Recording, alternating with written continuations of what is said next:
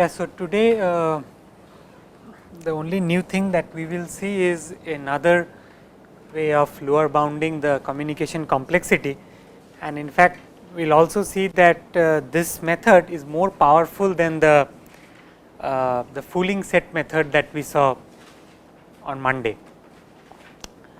So, this is known as the tiling method. This is also a very intuitive approach with a nice argument.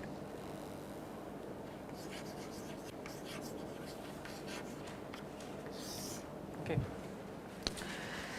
So, suppose you have a communication complexity protocol between Alice and Bob, where let us say that Alice has X and Bob has Y. So, what we do is to bound the communication complexity of some function that they are computing. So, let us say they are trying to compute some abstract function f x comma y. Okay. So, we build this matrix. Okay, so this is a so we call this matrix M of f, but when f is clear we will just denote it by M itself. So, MF is a 2 to the power n cross 2 to the power n matrix, where the rows of the matrix this matrix M is indexed by the x's and the y the columns are indexed by y's. Okay, so, since we are looking at n bit strings, there are 2 to the power n rows and columns each, and we set the x comma y entry as let us say the bit b, okay, if f of x comma y is equal to b. So, it is a 0 1 matrix. So, now the question is how do we study the communication complexity by studying this matrix. So, let us look at some basic definitions. Yeah. So, a rectangle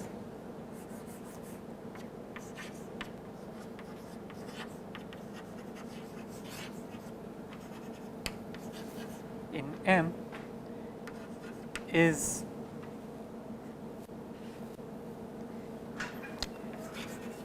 the submatrix A cross B, where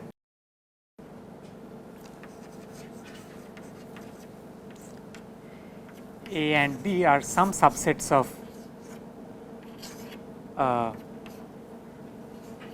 0 1 to the power n. Okay. So, basically you pick some subset of your rows and some subset of your columns and then define the cross product. So, that basically defines a rectangle. So, in general if you look at the set of all x's and all y's, that will give you the matrix M, but also any subset will give you any proper rectangle.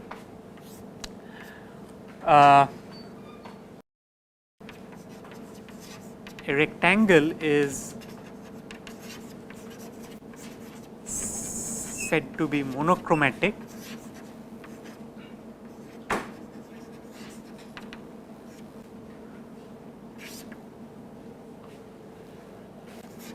if for all x comma y belonging to that rectangle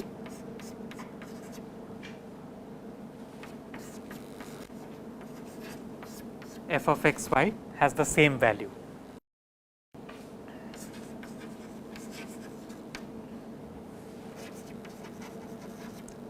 So, it is either all zeros or all ones. So, now why do we need this thing? So, let us see what happens. So, suppose initially Alice communicates a bit to Bob. Okay. So, let us say Alice communicates B1. So, what happens to the rectangle as a result of that communication? So, one way to view this is the rectangle basically gets divided into two halves. Okay. So, let us say that we have one half of the rectangle which corresponds to those x's, okay, for which Alice will communicate as 0. So, let us say this communicates this corresponds to Alice communicating 0, and maybe we have another half which corresponds to those x's for which Alice communicates a 1. Okay. And it need not be, I mean, I drew it like this, but it need not be the case that all these x's for which Alice communicates a 0 are contiguous and so other ones. I mean, it can be that for this x Alice communicates 0, for the next one maybe for the next 0 and so on, but that does not matter, okay, by the definition that we have.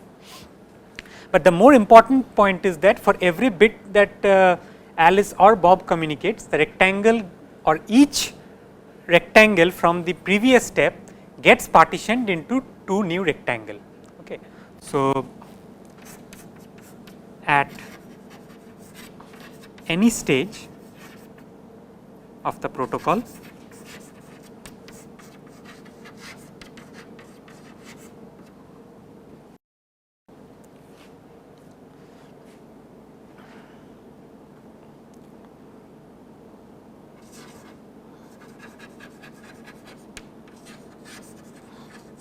so communicating a bit, let us say B in 0 1 partitions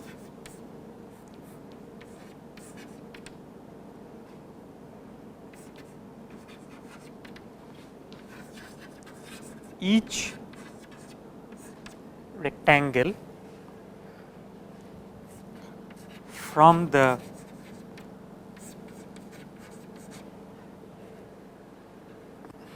previous step or stage, as I said,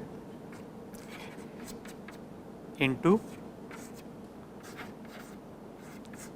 two rectangles. So, in other words, so suppose that this is what was the first bit, I mean suppose this was the partition that resulted by communicating the first bit.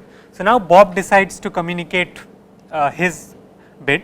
So, let us say for these y's, okay, Bob communicates a 0 and also maybe for these y's, and for this middle portion Bob communicates a 1. Okay.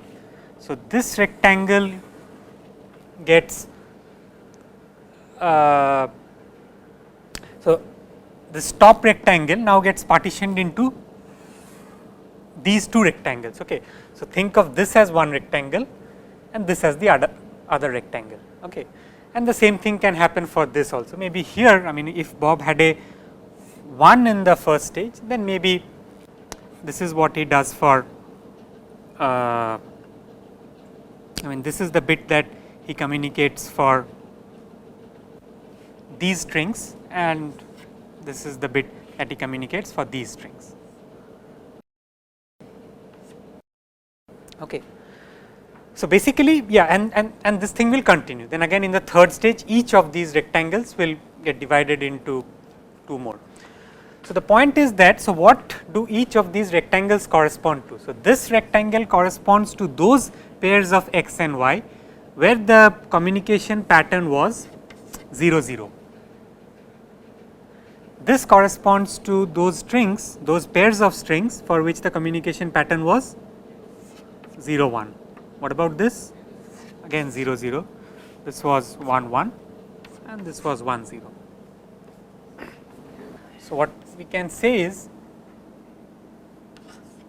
if a protocol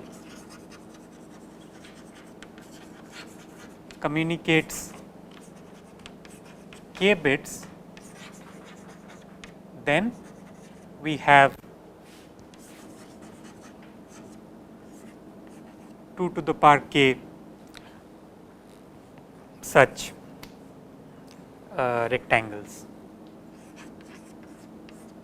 Okay. And the other property that these rectangles have is that, so suppose if I am communicating, so suppose if I look at a protocol which communicates in the following manner, what can we say about the entries in each such rectangle?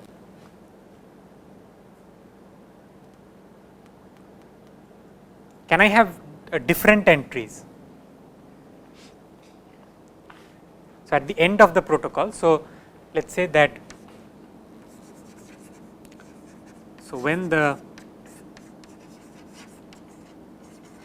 protocol ends,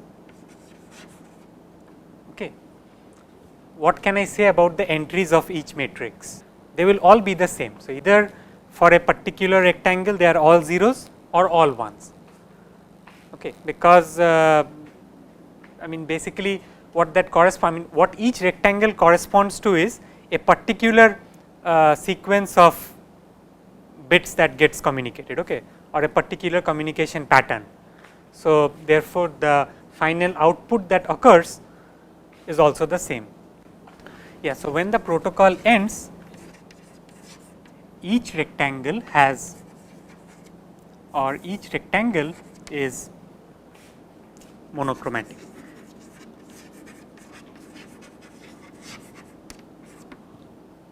Okay. Okay, so let's define, let's look at the following definition.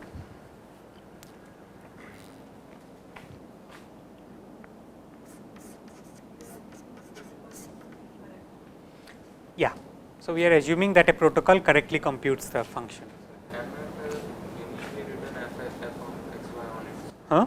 The matrix Yeah. has already xy written on it, or it's empty. No, no, no. M of f is basically, so we are looking at this matrix for the sake of proving the lower bound. Okay.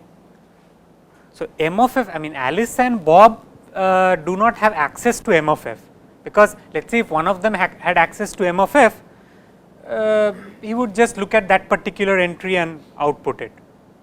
Okay. I mean, yeah, they have access in some sense, but they do not know what the other guy's input is. Okay. So, Alice does not know what y is and Bob does not know what x is. Okay. So, this is just an abstract matrix that we can think of, okay, such that given a function, every entry of this matrix has some binary value.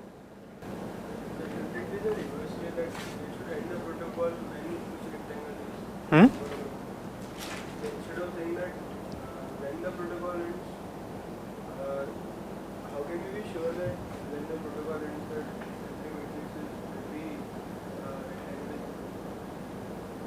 We have to keep on dividing the rectangles till we get all rectangles. That is what.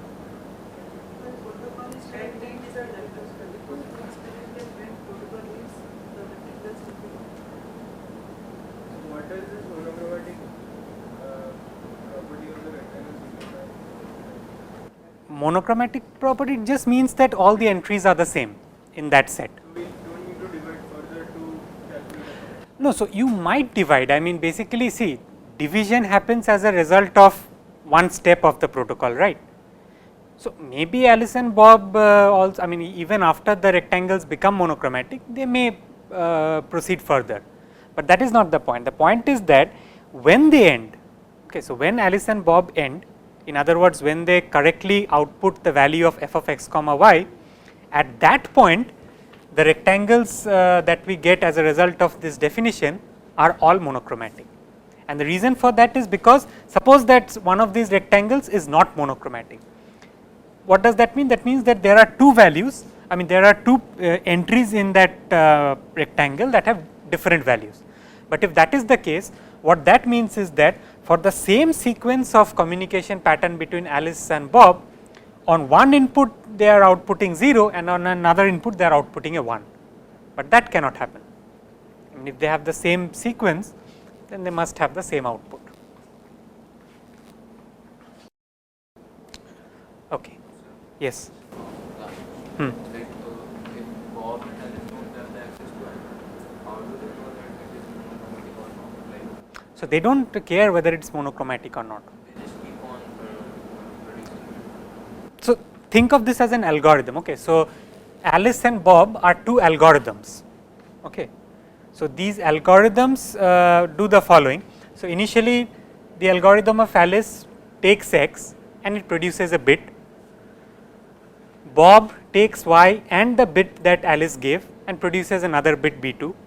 Then in the third step Alice will take x, B1 and B2 and produce a bit B3, and they will keep on continuing in this fashion up to some t steps. Okay.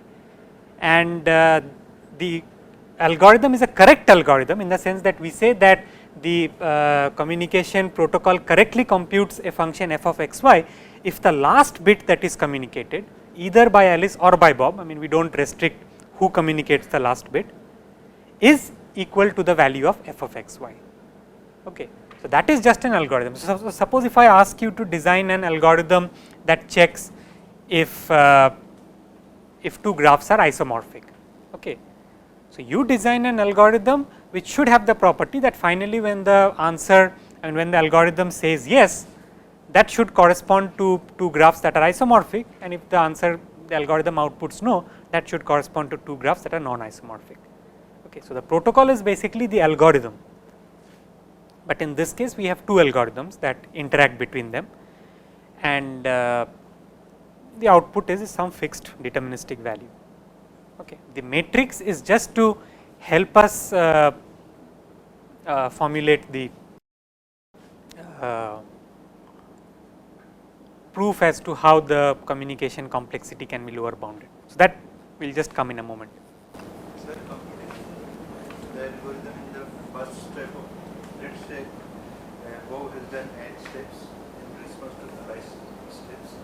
So, the algorithm that What do you mean by step here? like Alice first give on x some value B1, and b using each value at y gives some B2. it has used some n, it has given n bits to Alice No, it always gives 1. in n steps. In n steps, yeah, in each, yeah. So, okay, so in n steps it gives some n bit. The algorithm might be different in, so these computations need not to be dependent on each other, it can be anything.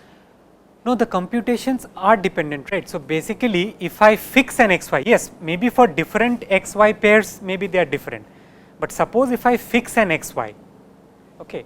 So, the computation of Alice and Bob are deterministic. Okay. So, way to think of this is that, so maybe, so, okay, so let me use the notation A to denote the algorithm of x. So, A given x produces a bit B1. Okay. So, this B1 is fixed if you fix x. Okay. So, suppose x and y are fixed, then there is exactly one B1 that is getting outputted. So, what does Bob do? Then Bob basically takes y and this bit B1 and produces a bit B2. So, can you have any ambiguity in what B2 is going to be, in the sense that can there be two values for B2 for the same y? Can that happen? Because if y is fixed, from the first step we know that B1 is fixed. So, if y and B1 both are fixed, then B2 has to be fixed. So, now again when you come to the third step, Alice takes x, his own bit B1 maybe, he does not need that, but okay, let us just keep it, and then B2, and then produces some B3. So, again by our assumption, x is fixed, B1 is fixed, B2 is fixed, so B3 have to be fixed. Okay.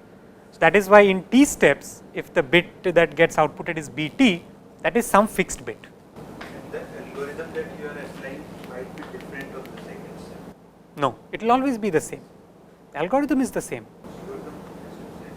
Yeah. How does it change itself according to change in the number of? Okay, so that may be okay. Okay, so okay, in that sense, maybe yes. So maybe the firstly the algorithm checks how many parameters are provided, and then based on that it will do its computation.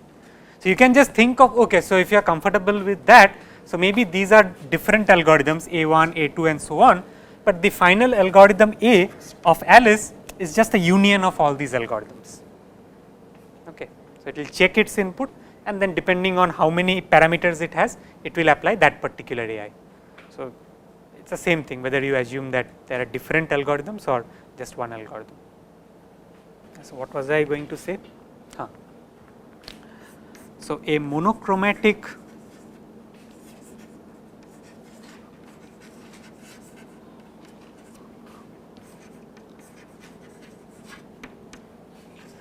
tiling of M is a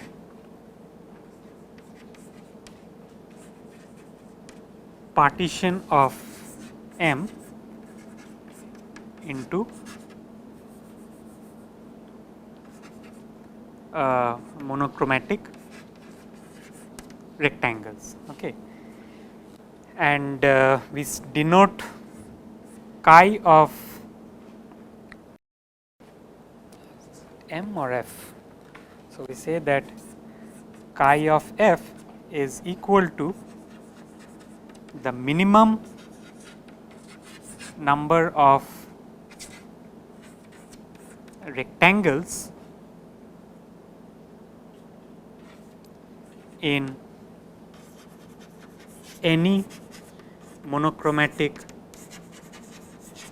tiling of M of F.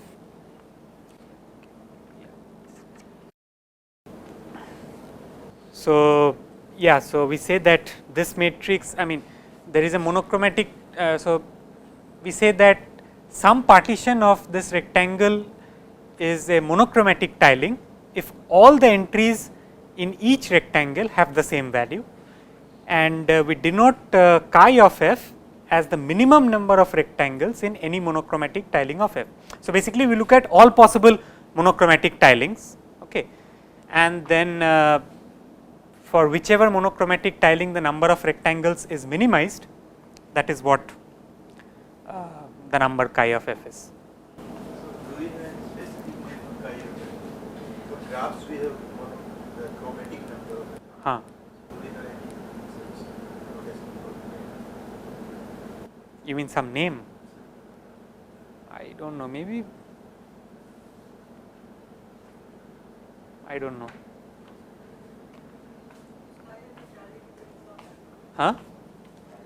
Chi F entirely depends on F, it will not depend on any protocol, because this is the minimum overall protocols in some sense. So here we also consider that token of lines like the one. So these are also. So, this is one rectangle. So we count these as one and these. Yeah, that is counted as one. Because see, because I can define, I mean you can count them as 2 also as you like, but I will say that, I mean why should I count them as 2? I mean I can just define my subset A to be these elements, and I will define my subset B to be this union this, right. So, if I am getting a tiling which will have one rectangle for those values, I mean why will I count it twice, because anyway I want to minimize it. Size of the matrix is n cross n. Yes, 2 to the power n cross 2 to the n. Power n cross 2 to the power n matrix, and they are sharing just one bit at a time. So, In each step they are communicating one bit. so how will Alice know that Bob is divided where the division is? He does not know. She don't know how Bob is divided. No, How he is divided. no. So, Bob knows that. Okay, so okay, so let us look at it this way. So, when Alice communicates a bit B1 to Bob, initially before that Alice could have any of these strings as its x, but then depending on what B1 is, Bob now knows that okay, if that bit was 0, now Bob knows that only these strings are possible candidates for x. They are lexicographic. Not necessary, not necessary, but here I have that case, but depending on what B1 is, Bob will know that okay, what is the set from which Alice has his x, and if B is 0, it is just the complement of that. There is indeed a addressing done before the protocol starts, because without an addressing, like every bit in the every entry in the whole table is have an address. Every entry has an address, yes. Then only we can have the proper. Without that, how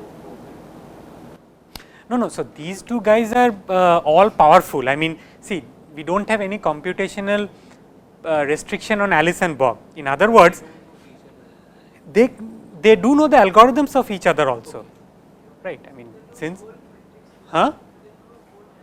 Yeah. So since they know what the algorithms of each other are, they know this entire MF also, but they don't know what is the particular argument on which that algorithm is getting applied. Okay. So Alice knows what the algorithm of Bob is, and Bob knows what the algorithm of Alice is. In other words, they know everything.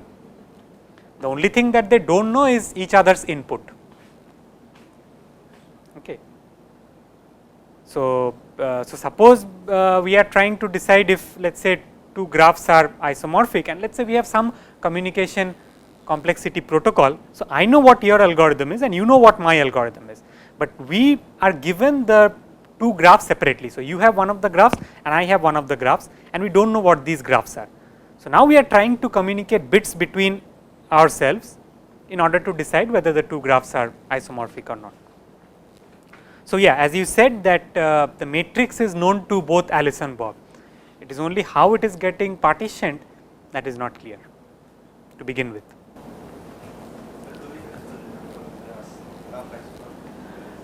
Graph isomorphism, I do not know of any non-trivial communication complexity protocol. I mean, of course, you have some protocol, you will always have a protocol using n bits. Right? And one of the guys gives his entire input to the other guy. Huh? Yeah, so they are all powerful, they can do anything, but whether you can do it in better than that, I am not aware.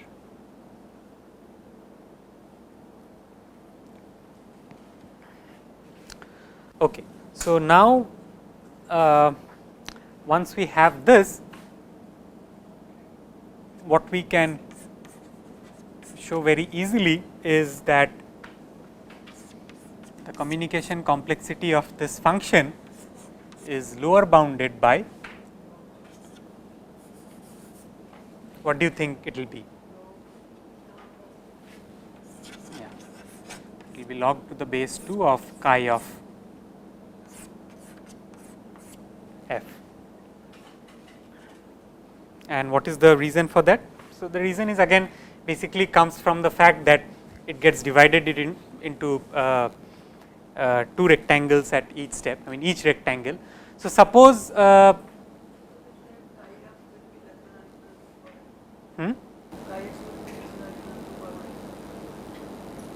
to the power n less than or equal to n, it is always less than n. Oh, chi f, okay, yeah, of course, yeah, chi f is less than or equal to 2 to the power, that is true.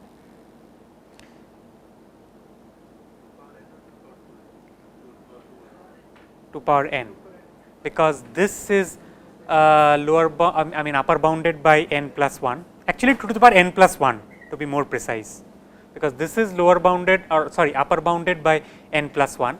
So, n plus 1 is an upper bound on this quantity. So, 2 to the power n plus 1 is an upper bound on this quantity.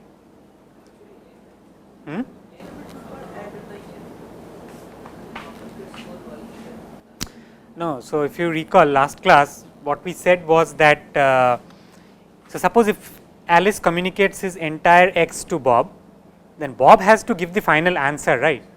So, that is why that extra bit is required.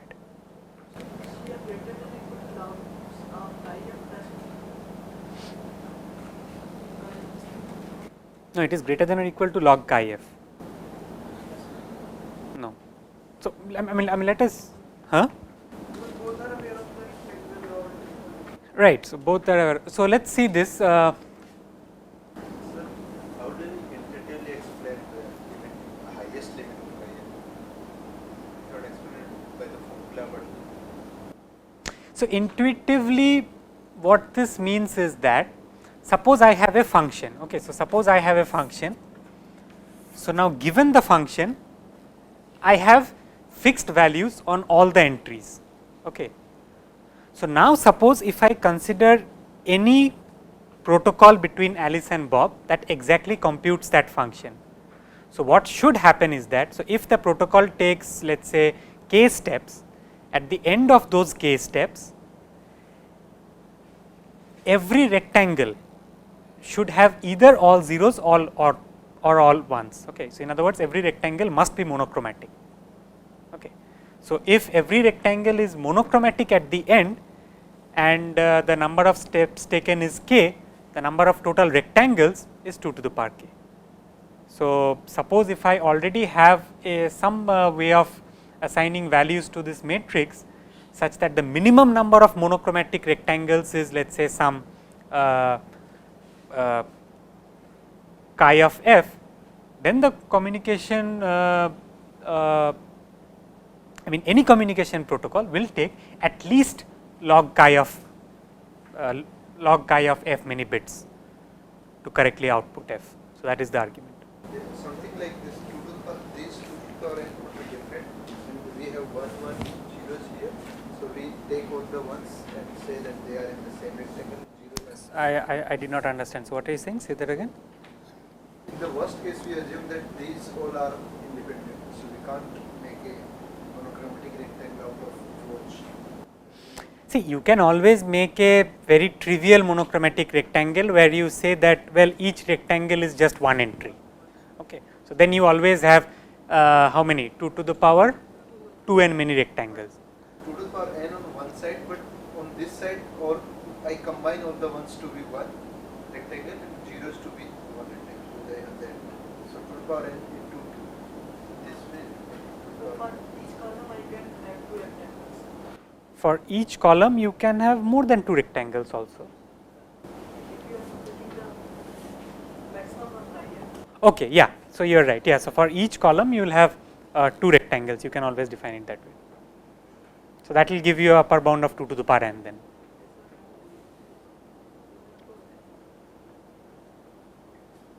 Two to the power n plus 1, because 2 times 2 to the power n plus 1.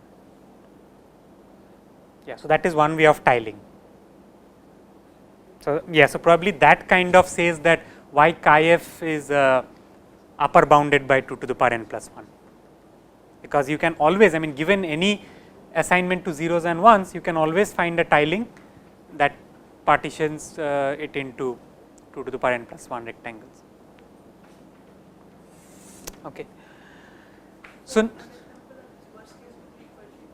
yes, so that is what I was coming to next. So, what is the and what does the matrix looks like for the equality function? What is m of f if f is the EQ function? The identity matrix, right. So, it is you have 1, 1, 1, 1, 1, 1 and you have zeros everywhere else. So, what is the best way in which you can partition this into monochromatic rectangles? What is the best way? So, basically even if I have, suppose let us say I have, okay, so let me put it in a different way. Can I have a monochromatic rectangle having 2 ones? I cannot, right, because the moment I try to capture 2 ones in a monochromatic rectangle, it will also include 2 zeros at least, right. So, in other words, for each one I will have a different monochromatic rectangle. So, what it means is that if I have this as the matrix for I mean this as my matrix, the total number of monochromatic rectangles, so chi of EQ is actually yeah. So, from the first argument it implies that it is greater than 2 to the power n, but it is also equal to 2 to the power n because there are exactly 2 to the power n ones. So, each of these ones I will just set them as one matrix. We should also tile the zeros. For that, this will be 2 plus 1. Just a one matrix for the rest of the. No, the one matrix for the rest is not true. For each of the column, the rest is equal to the other rectangle. tile the zero. Huh? By tiling the one into single square, you will tile the zeros also into Right. tiles. Sir, It we will not will require break an the- extra Sir, No, no, but by definition, a tile is basically a subset of 0, 1 to the sir, power. we will break the matrix into two halves and join the rest. Like we will remove the. What do you mean by break it up into two halves? You can always break it like this or like this. You cannot break it like this. This will correspond to Subset that of- this for each column we have taken two. Sir, but we have broken it like that. No? 0, 0, 0 was here and 0 was. Right, right, right. Yeah, so that's what. So you can either break it vertically or horizontally, not diagonally. We cannot have two rectangles, two cells in a rectangle if they are Having different values. Yeah. So how many tiles will this have? equal and plus one. Yeah, so each of these will be 1. The remaining one in the which will be one for zeros. Yeah, so you have one for this and then one for this. So the total number of tiles will be, I think, yeah, 2 to the power n plus 1, which implies that C of EQ is greater than n plus 1.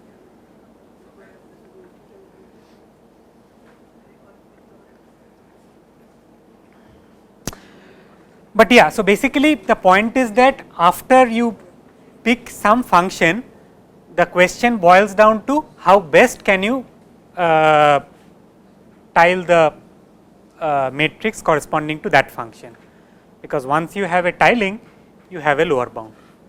So that is what this problem boils down to.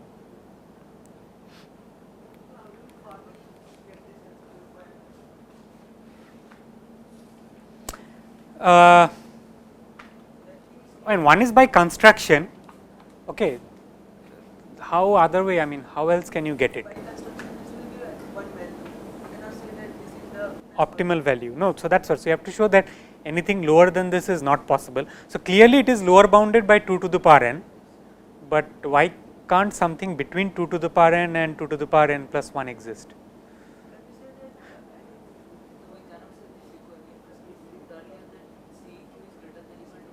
Uh-huh.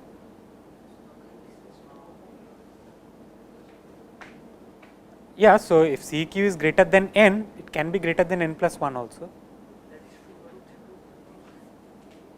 This is giving me a stronger result. That can happen. No, there we didn't say equal, we said it is greater than n by the Fooling set method. So yes, maybe you can think about it. I mean, there are many ways. Maybe you can argue that suppose if you take two diagonal elements, okay, in two adjacent rows having zeros, they cannot be put in one tile. I mean, in one rectangle, because if you put, let's say, these two in one rectangle, then the ones will also come in. So these two must be in separate. Similarly, these two must be in separate. So you can maybe formulate some argument that you need at least n other rectangles. like if we start with like dividing into halves and like if we have all zeros rectangle, Huh. so we do not fragment it up. So what are you doing? So you start with, okay, so let's take a small case. Okay, so let's say we have 0 0 0 1 1 0 and 1 1.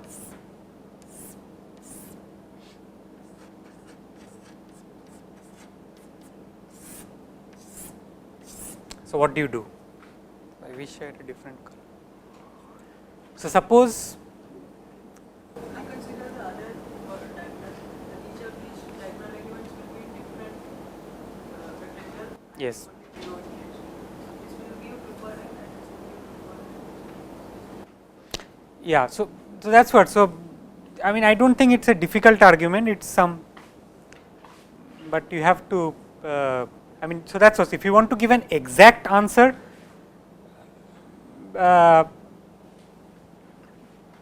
you can do something like this. Sir, what would be the division for a parity function? So, you think about it. So, basically it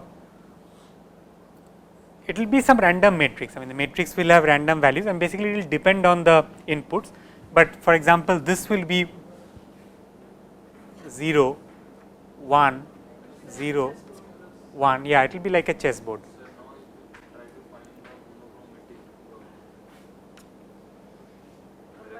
So, yeah, I am not going to answer that. So, you think about it. So, everything should not be discussed. Huh? Can we reshuffle the matrix Yeah, you can reshuffle it.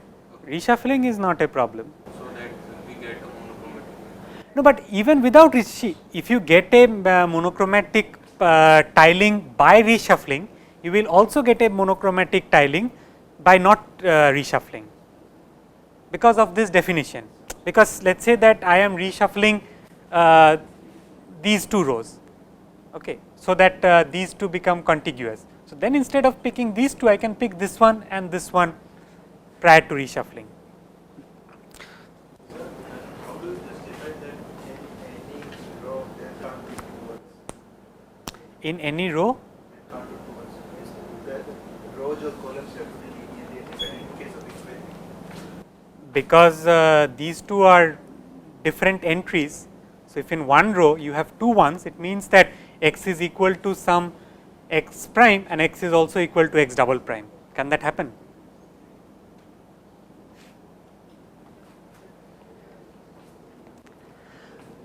Okay, so yeah, so we will stop here. I was also planning to do a review of at least all the classes that we have seen, but clearly we do not have time for that. But anyway, so I think this is fine. How can we generate problems with a specific communication complexity? Generating a problem with specific communication from I mean, you can always create a matrix which has a certain number of minimum monochromatic tiling. Okay. So, let us say I want to generate a function whose communication complexity is k. So, I will somehow define a function such that the minimum number of tiling will take 2 to the power k many rectangles. So, again that is a combinatorial problem, and then you argue that since it is the minimum is 2 to the power k, the communication complexity is at least k. I was asking about natural problems, give an example. Maybe combining two problems. Maybe. So, another thing that I will just leave as a small exercise is, again I think we discussed it, so it is no longer an exercise, but nevertheless I will state it, that this is a stronger method than the fooling set method. So, in other words, if f has a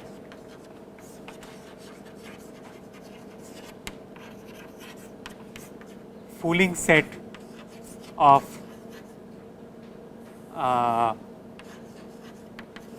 size m, then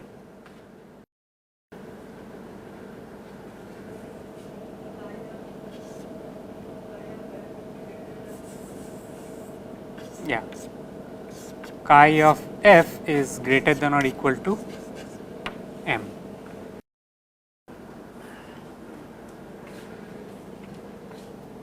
Okay. So, what this will imply is that if you can get a lower bound by the fooling set method, or sorry, if you can get a lower bound by the fooling set method, then that will imply a lower bound by the tiling method, and this is easy to prove.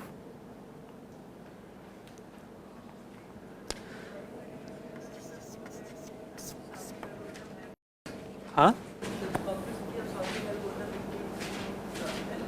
Huh? No. I mean, how do you frame that as a communication complexity protocol? Okay, the tiling, tiling is sort of the same. So, what that proof uses is this decision tree kind of a thing. So, each time you sort, and one comparison will divide it into two steps. So, it has a similar flavor to this approach. Yeah. That is true.